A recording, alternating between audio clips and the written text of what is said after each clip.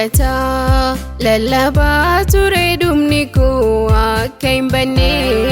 waanan jiraadhe fakkaadhe sin beeku akkanaan hin jenne maqaa kee kan waame hunduu mootummaa kee dhaala miti dhugaadhaan jiraadhe mootummaa kee dhaaluu na gargaari ati mootummaa kee dhaaluu na gargaari ati maqaa kee kan waame hunduu mootummaa kee dhaala miti dhugaadhaan jiraadhe mootummaa kee dhaaluu na gargaari ati mootummaa kee dhaaluu na gargaari ati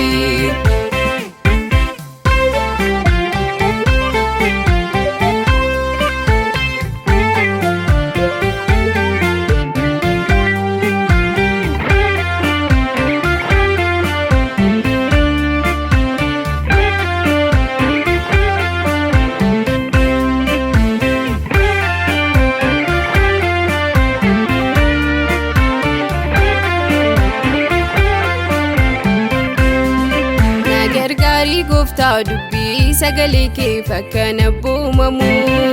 ganamas galgalas dubbii kee yaadachaa si fakkan bitamu ama facaasanii gaarummaa namanii jedha sagaleen kee dubbii sagalee kee bosoon jiraatini akkanallee beeka anis mootummaa kee ama facaasanii gaarummaa namanii jedha sagaleen kee dubbii sagalee kee bosoon jiraatini akkanallee beeka anis mootummaa kee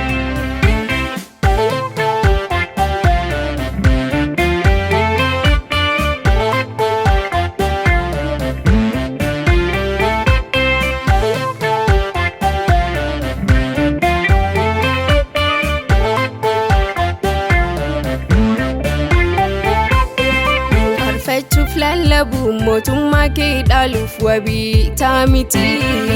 jabeessi na dhaabii na taasisi gooftaa mana ijaarame kattaa gubbaarratti kan cirrachaa gubbaa qilleensi gaaf dhufee fudhateetu deema kan kattaa gubbaarraa hangam yoo bubbisee fudhachuun danda'u qilleensi gonkumaa kan cirracha gubbaa qilleensi gaaf dhufee fudhateetu deema kan kattaa gubbaarraa hangam yoo bubbisee fudhachuun danda'u qilleensi gonkumaa Faarfata lallabaa ture dhumni koo akka hin banne waanan jiraadhe fakkaadhe sin beeku akkanaan hin jenne maqaa kee kan waame hunduu mootummaa kee dhaala miti dhugaadhaan jiraadhe mootummaa kee dhaaluu na gargaari ati mootummaa kee dhaaluu na gargaari ati maqaa kee kan waame hunduu mootummaa kee dhaala miti dhugaadhaan jiraadhe mootummaa kee dhaaluu na gargaari ati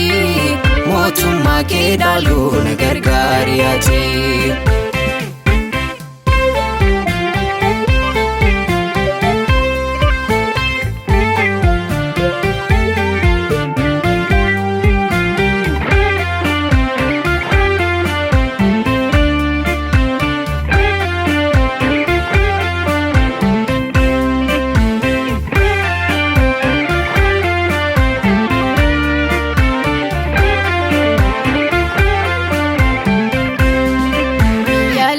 kana wantaaraan hin jiru argachuunis dhabuun kanuma dur jiru biyya lafaa kana wantaaraan hin jiru argachuunis dhabuun kanuma dur jiru gaaddisoo baay'atee gaagidiraanii na gargaari Yesuus akkanaa badhaanii gaaddisoo baay'atee gaagidiraanii na gargaari Yesuus akkanaa badhaanii